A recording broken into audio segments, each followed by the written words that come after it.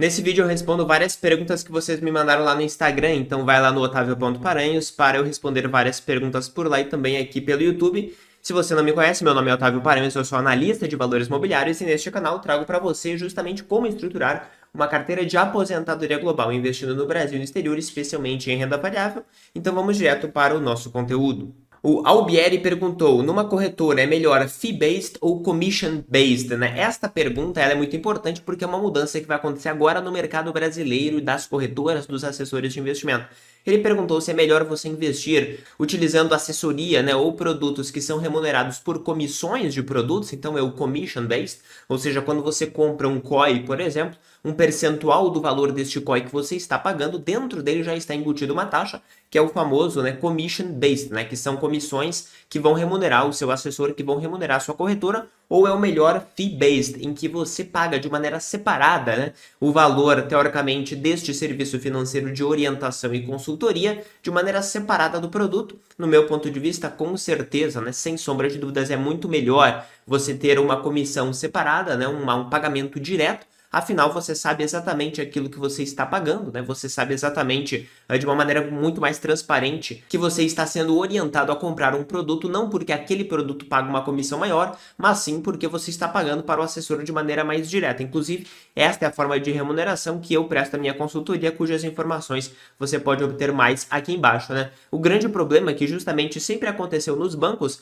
foi este commission-based, que foram as comissões pagas por produtos, e a gente sabe que tem alguns produtos que pagam mais comissões do que outros produtos, como por exemplo COIs, né, que são os certificados de operações estruturadas, ou mesmo, né, ali os títulos de capitalização, ou outros CDBs do próprio banco, ou títulos de renda fixa que normalmente são muito mais oferecidos, muito mais incentivados ali para que o investidor ele compre, muitas vezes desalinhado do perfil. Quando você tem uma remuneração direta, ao contrário de uma comissão por produto, quando você tem uma comissão direta, quando você tem um pagamento direto, o consultor, o analista, ele não tem um incentivo a colocar na sua carteira um produto ou outro produto, mas sim aquilo que é melhor para você, que tende a fazer você ficar com o consultor, tende a você ficar com o assessor justamente pelo valor que ele entrega para você. Então, agora, né, a partir de novembro deste ano, as corretoras serão obrigadas a divulgar quanto que os investidores eles estão pagando, mesmo através dos pagamentos feitos por comissões de produtos, né, por commission-based. Então, vai ficar muito claro, né, ali no extrato da sua corretora, que aquele COI muito maravilhoso que o assessor tinha indicado de graça para você, na prática ele recebeu ali 5, 10, 15, 20% daquele produto. Então vai ficar muito claro,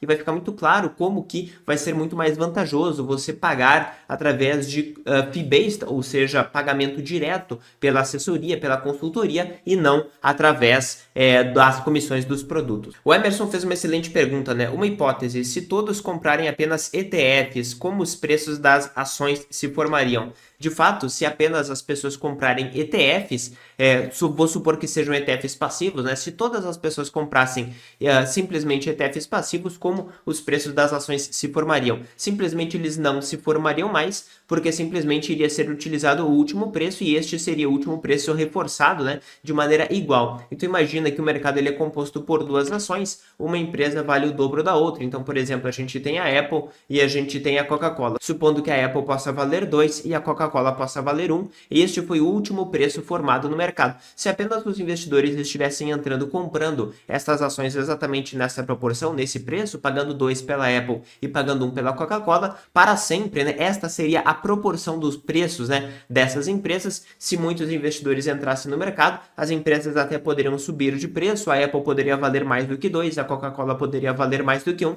mas esta proporção sempre se manteria, né? E, obviamente, a gente sabe que estas empresas não iam manter o mesmo andamento dos seus fundamentos, da sua receita, da sua lucratividade, então naturalmente haveria empresas que ficariam relativamente mais baratas do que outras ou relativamente mais caras do que outras ao longo do tempo. Consequentemente, né, abriria muito mais oportunidade para os investidores de ações, investidores ativos individuais, gestoras ou fundos ou até investidores pessoa física atuarem sobre esta diferença, né? Então, na prática, sempre que você tem uma tendência maior de investimento mais passivo, abre maior oportunidade para investidores ativos entrarem, né? Não significa que eles ganharão dinheiro, mas significa que eles irão gerar, né, o preço, né? Irão avaliar as empresas. E até respondendo uma crítica importante, muitas pessoas alegam que eventualmente o aumento dos fundos passivos, o aumento dos ETFs gerariam uma inflação de preços nas ações. Isso não é verdade, né? Porque para cada dólar que entra em uma ação através de um ETF, é um dólar que não entrou naquela ação por parte de um investidor individual que deixou de investir individualmente para investir através de um ETF, né? E naturalmente você pode até me dizer, ah não, mas a pessoa que compra um ETF está teoricamente comprando as maiores empresas. Bom, mas naturalmente os investidores também já poderiam muitas vezes, né, comprar muito mais as empresas mais conhecidas, as maiores empresas. Eu pergunto a você, se você fosse comprar uma carteira de 20 ações individuais, você iria comprar empresas que valem 2 bilhões de dólares? Provavelmente não, provavelmente você iria comprar as maiores empresas mais conhecidas, e é naturalmente isso que um ETF passivo normalmente ele faz em grande medida, né, em que 80% a 90% do capital já está nas large caps americanas. O Bruno perguntou, o VT, que é um fundo global de ações, é uma boa opção para um jovem de 18 anos que pretende investir por 20 anos? Basicamente sim, tá? Por quê? Porque o mercado global de ações geralmente ele entrega bons retornos de 5 a 6% acima da inflação das suas várias moedas em períodos longos. Aí você mencionou 20 anos, com certeza é um período que já dá para pegar uma boa média, né? Então sim, uma excelente opção. Lembrando que um jovem de 18 anos, no meu ponto de vista, deveria muito mais focar no aumento da sua capacidade de produzir valor, né? Então, obviamente, eu investiria um pouco ali para aprender como é que o mercado funciona, mas eu não focaria em pegar ali os meus centavos que eu ganho no estágio, eventualmente para investir tudo em bolsa. Eu buscaria de fato investir em mim mesmo, isso é uma questão muito mais importante. Inclusive, ao longo da minha trajetória eu percebi isso, né? Eu recebia R$ 900 de estágio quando eu fazia estágio em Direito. Nos vários estágios que eu fiz, eu sempre economizava muito para investir em bolsa e claramente não valeu a pena esse investimento em bolsa, valeu apenas pelo aprendizado que eu tive, mas não o investimento financeiro, né? Valeria muito mais a pena eu ter eventualmente feito mais cursos, mais viagens, mais networking, ter arriscado mais do que propriamente dito ter investido em bolsa de valores. É importante que você invista para aprender, mas uma pessoa de 18 anos que realmente é muito nova e está no período da sua trajetória profissional, eu recomendaria a pessoa focar mais em si mesma. O Marcos perguntou, bom dia, qual é a estratégia por trás do ETF TFLO? O TFLO é basicamente um Tesouro Selic americano, tá? Então é um fundo de investimento que compra vários títulos do Tesouro Selic americano, que são os títulos de floating rate, de taxa flutuante, exatamente como a Selic, que é o pós-fixado que só sobe devagar e sempre. O equivalente na Irlanda, não temos exatamente, né, este título de taxa flutuante, nós temos, por exemplo, o IB01, que são títulos ali realmente de um prazo muito curto, de 0 a 1 ano, então de fato ele é praticamente um pós-fixado, também tem um desempenho muito parecido, IB01, para você investir através de um fundo irlandês que investe em tesouro americano. Fabrício perguntou, quando minha carteira está como hoje, nas máximas, devo fazer algo ou só observar e aportar? Você nem deveria observar, né? Você deveria apenas aportar ignorando absolutamente o mercado. As pessoas elas têm medo de aportar nas máximas, quando na realidade, quando você aporta nas máximas, não significa que você está pagando ações mais caras, porque os lucros também sobem, né? Inclusive, quando a gente observa, por exemplo, o PL, né, do S&P 500 dos anos 90 para cá, você vê que não necessariamente ele está nas máximas, né? Ele está ali na casa dos 22, o que é de fato um pouco acima da média. A média histórica de longo prazo é mais próxima dos 16, 18 vezes o lucro dos últimos 12 meses, mas veja, né, que agora a gente está praticamente nas máximas do S&P 500 e não significa que você esteja pagando os preços mais caros. O Isazal Doce perguntou, o B5P211, que é um fundo do Tesouro IPCA abaixo de 5 anos, é seguro? Faz mais sentido um IPCA 2029? Ou os dois seria redundante? Os dois seria redundante, né? Por quê? Porque o Tesouro IPCA 2029 ele é um título individual que vai vencer lá em 2029 e, portanto, você vai reduzir o risco, né? Agora ele é mais volátil, ele vai ficando menos volátil ao longo do tempo para praticamente ficar igual a um Tesouro IPCA. Quando a gente observa um fundo que mantém ao longo do tempo, de maneira constante, né, títulos abaixo de 5 anos, na média você tem um título que vai vencer em 2 anos e meio, só que ele não vai ficando menos volátil ao longo do tempo, ele não vai ficando menos arriscado, porque à medida em que um título individual que está dentro desse fundo ele vence, um outro título de 5 anos é comprado e entra dentro do fundo, de maneira que sempre ele tenha esse perfil de volatilidade que é baixo, que é menor, e que vai manter para você essa constante exposição à renda fixa, que você não tenha um título individual que vai vencer e o capital ele vai retornar para você. Então, quando você tem um título individual que vence em 2029, é porque você quer gastar em 2029 protegido da inflação. Quando você tem um ETF, um fundo de renda fixa comum, que vai se perpetuar no tempo, é porque você quer uma manutenção constante de uma carteira de renda fixa. O Pepe perguntou qual a sua opinião sobre o DEB 11 na carteira. Você teria na sua carteira? Bom, não é uma questão de eu ter na minha carteira ou não, depende do objetivo, né? Qualquer produto financeiro, qualquer ETF é um produto que faz sentido para uma carteira específica. O DEB 11 faz sentido na carteira? Faz para o investidor que precise do quê? De um fundo constante, que mantém de maneira constante uma exposição à renda fixa, pós-fixada, ou seja, que não tem praticamente volatilidade, que só sobe, que nesse caso é de títulos corporativos, então ele tende a ter um nível de risco um pouco maior do que a Selic, tende, portanto, a aumentar um pouco mais a rentabilidade do que a Selic. Nesse caso, ele é um fundo que ele é tributável, certo? Porque ele não é isento, então ele vai ser tributado. Tem uma insegurança, agora uma pequena incerteza sobre a tributação, se é de 15% ou se é de 25%, mas ainda assim é para quem quer ter uma exposição constante, né? A renda fixa pós-fixada, sem que a pessoa tenha que comprar aqueles infinitos títulos individuais de renda fixa que são oferecidos de uma maneira muito dissimulada, né, pelos assessores, pelos corretores, para você, na sua corretora, para que você não tenha uma carteira de vários títulos que você nem sabe qual é o perfil de risco que tem. Então o DEB 11 ele é para quem quer ter uma exposição constante à renda fixa pós-fixada. Não é a minha situação atual, mas com certeza é de várias outras pessoas que precisam dessa renda fixa pós-fixada, principalmente aquela que é de acumulação, né? Porque o DEB 11 ele é um fundo de acumulação que pode ser interessante para quem não precisa receber os juros ao longo do tempo. E até quando nós pegamos, por exemplo, justamente o índice teórico, né, que é desenvolvido pela Teva Índices, que é utilizado para que este fundo compre, né, exatamente os títulos de renda fixa que o compõem, a gente observa o quê? Que comparando com o CDI desde 2016, ou seja, nos últimos 8 anos aproximadamente, de fato, de maneira bruta, né, sem considerar a taxa de administração, ele teve uma rentabilidade superior, naturalmente, por ter maior risco, como, por exemplo, se concretizou esse risco ali na pandemia, né, em que praticamente ele teve uma queda ali de 146 para 136 aproximadamente, foi uma queda ali na casa dos 6, 7%.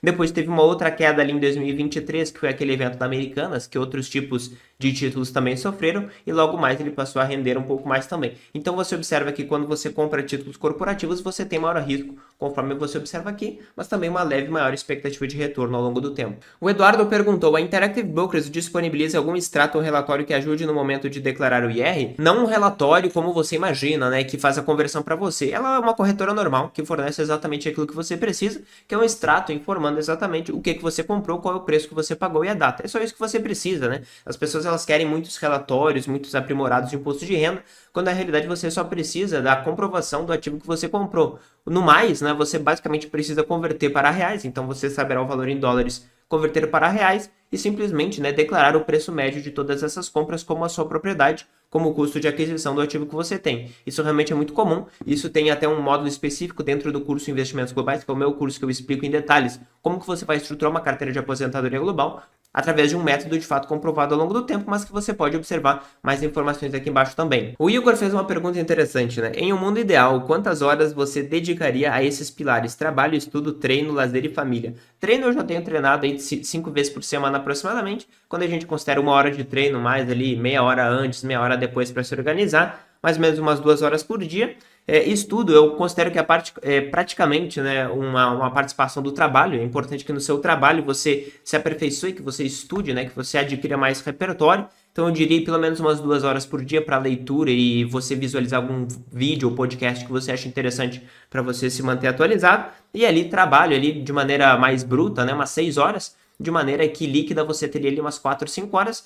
A grande parte das pessoas acaba trabalhando 8, 9 horas por dia, só que de maneira não muito otimizada, né? É importante que você de fato consiga concentrar e que você consiga ter líquido, né? Um trabalho aí na casa das 4 horas por dia. Trabalhando líquida de maneira 4 horas, você já vai ser realmente muito produtiva. Eu entendo que tem muitas pessoas que trabalham muito mais do que isso, não significa que elas sejam necessariamente muito mais produtivas, né? Pelo que eu observei, até ao longo do meu período de estudo de concurso, eu estudava de maneira bruta, 10, 11 horas por dia praticamente, só que líquida, porque eu contabilizava no cronômetro exatamente o tempo que eu estava lendo, que eu estava fazendo questão, ficava sempre 6 horas e meia por dia, isso porque eu estava com dedicação exclusiva, tá, para concurso. Então, dentro de 24 horas, praticamente, né, eu tinha 6 horas e meia de fato líquida, de fato focado ali estudando. Então, isso já é bastante coisa. Se você considerar um trabalho normal, ali 4 horas já seria realmente bem produtivo de horas líquidas, certo? Mas isso, obviamente, depende de cada um. Isso é que eu estou dando a minha experiência, cada um tem a sua, então, assim, não tem por que ficar criticando um ao outro, né? Cada um tem a sua experiência de vida.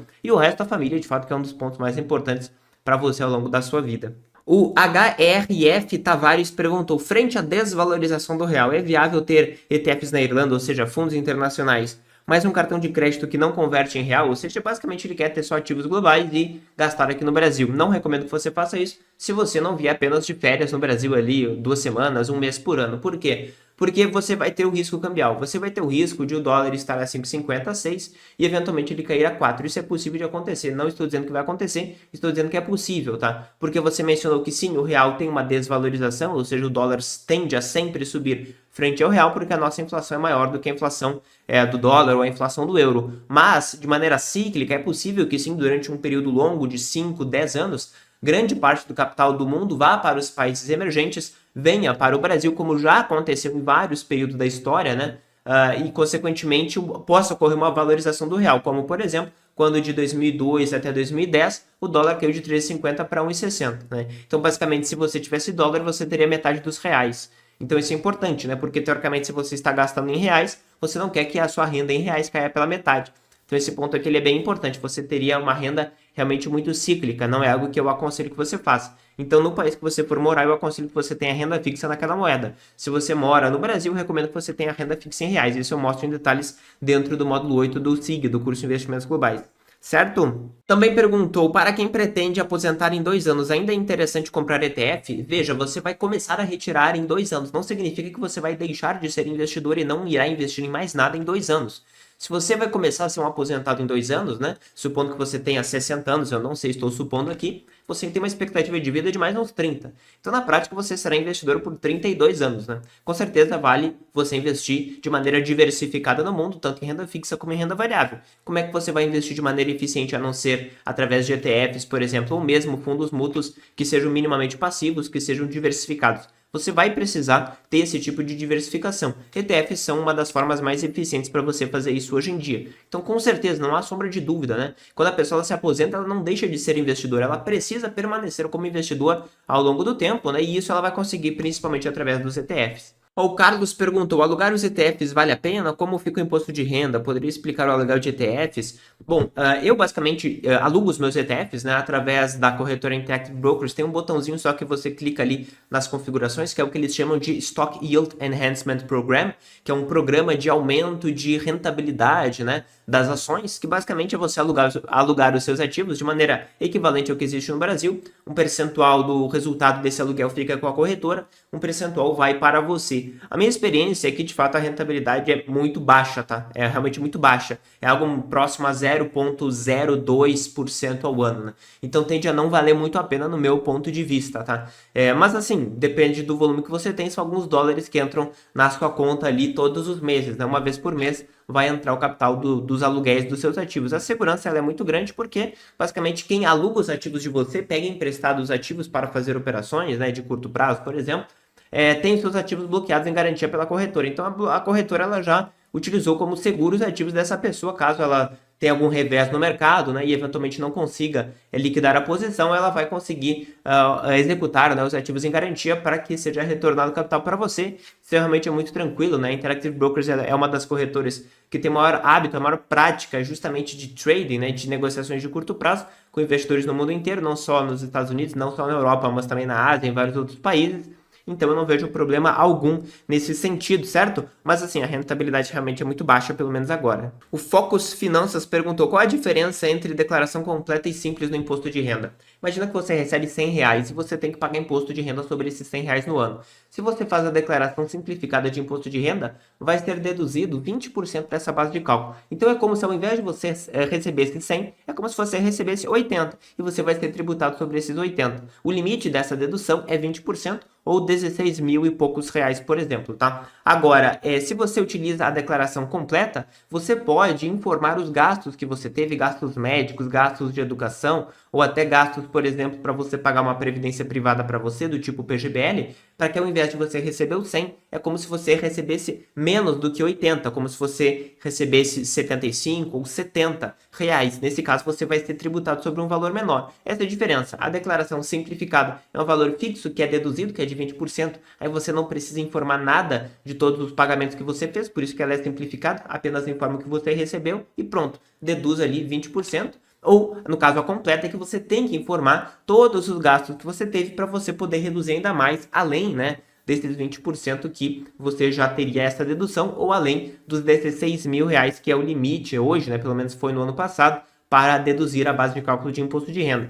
A maior parte das pessoas que tem família, que tem filhos, que tem educação, que tem planos de saúde, né, acaba deduzindo mais do que este valor e acaba valendo bem mais a pena a declaração completa, especialmente, né, as pessoas que ganham mais dinheiro, porque essa declaração simplificada tem um limite de 16 mil reais. Consequentemente, por exemplo, né, quando você tem ali um PGBL que você pode aportar até 12% da sua renda tributável, você consegue reduzir até 12%, né, portanto, da sua base de cálculo. Então, ao invés de você receber 100, você receberia 88, certo? Então, você reduz 12%, nesse caso aqui do exemplo, R$ 12, para que você seja tributado apenas sobre 88. Então, é uma economia bem grande, porque você deixa de pagar imposto de renda de 27,5% sobre esse valor que você pagou, né? Você deixa de ser tributado de 27,5% sobre esses R$ 12 no exemplo, que é bem significativo. Pais com 60 anos venderam um imóvel, onde deixar para usufruto? Obviamente essa é uma questão muito complexa, né? Assim, tem que analisar o perfil dos seus pais exatamente também, qual é a renda que eles têm eventualmente de aposentadoria, qual é a renda que eles têm de outros ativos financeiros e eventualmente do trabalho que eles ainda podem exercer com 60 anos. Então não tem onde exatamente deixar um valor de um imóvel se eu não sei essas outras informações. De maneira geral, né, se for simplesmente para complementação de renda, supostamente, você poderia montar literalmente como se fosse uma mini carteira de renda, né? E uma mini carteira de renda, mesmo que não possa permitir que a pessoa ela vá viver daquilo, porque o valor de um imóvel geralmente não é suficiente para a pessoa gerar renda para ela se aposentar, né, para ela usufruir, você, no meu ponto de vista, poderia diversificar parcialmente no exterior, ali pelo menos uns 30% a 40% no mínimo, tá? E o restante ali em renda fixa brasileira, provavelmente no mínimo também 40%, para que você tenha uma boa relação de risco e retorno ao longo do tempo, até porque a gente tem uma correlação negativa, né, do dólar com os ativos aqui locais, inclusive os títulos de renda fixa, como por exemplo o Tesouro IPCA, que também sofrem em momentos de crise no Brasil, que caem, né, afinal os juros eles aumentam, né? Então depende do tipo de estratégia que você quer levar. Eu não acredito que grande parte das pessoas deveria ter um percentual muito alto em CDI, assim como a grande maioria das carteiras que eu observo, tanto que me mandam por aqui, que você pode acessar o link aqui da descrição para você poder mandar sua carteira para ser analisada, como também clientes de consultoria ou até alunos do meu curso de Investimentos Globais, tem, né, no caso no CDI, as pessoas têm muita alocação em CDI, no meu ponto de vista deveriam ter uma alocação bem menor em CDI, porque basicamente ter uma alocação em CDI é você confiar no Banco Central, e não, no meu ponto de vista, a pessoa não precisaria confiar tanto assim no Banco Central de um país emergente como o Brasil. A gente sabe que nos últimos tempos ele tem, pelo menos, se mantido minimamente dependente, né, que tem conseguido proteger o Brasil da inflação que já teve no passado, mas ainda assim é uma aposta em um trabalho de uma organização. E eu não faria isso, né? Eu buscaria me blindar mais da inflação, tanto com ativos em outras moedas, que não estão expostas, né, à inflação aqui do Brasil, como também renda fixa indexada à inflação aqui no Brasil, que no meu ponto de vista deveria ter um percentual bem maior, né? Aí, obviamente, depende do nível de risco que você quer aceitar e do nível de gestão que você quer ter. Por quê? Porque hoje nós temos ali fundos passivos de Tesouro IPCA. Nós não temos ainda realmente fundos passivos de crédito privado no Brasil, que poderiam ser realmente muito bem-vindos. Temos ali como exceção o DEB11, mas ele é pós-fixado. Não temos, né, um ativo indexado à inflação que seja de crédito privado, eventualmente que seja isento, que seria muito benéfico no Brasil, realmente muito amplo, né? Que nós não temos isso. Então, a pessoa, se você quiser, né, ter as vantagens fiscais, você vai ter que ter uma gestão um pouco mais ativa da sua carteira, o que nem sempre é o ideal, dependendo do tipo de perfil. A pessoa que é aposentada, que quer viver a sua vida, ela não quer ficar acompanhando emissões, que muitas vezes são ali as situações mais deletérias que podem acontecer em uma carteira de um investidor. Então, depende, obviamente, do perfil da pessoa, mas claramente eu recomendaria uma alocação grande em ativos globais, que uma alocação grande em renda fixa indexada à inflação aqui no Brasil. Obviamente, sempre através de fundos, nunca a partir de títulos individuais, a não ser que a pessoa saiba exatamente uma data que ela vai resgatar aquele valor para, de fato, gastar, certo? Então, se você gostou desse conteúdo, pode acessar os outros materiais já gratuitos que são disponibilizados aqui, além de compartilhar esse vídeo ali no grupo da família dos amigos, porque eu tenho certeza que todos precisam investir de maneira global. Se você gostou, se inscreve no canal e ativa as notificações para você não perder nada que eu coloco aqui. Valeu!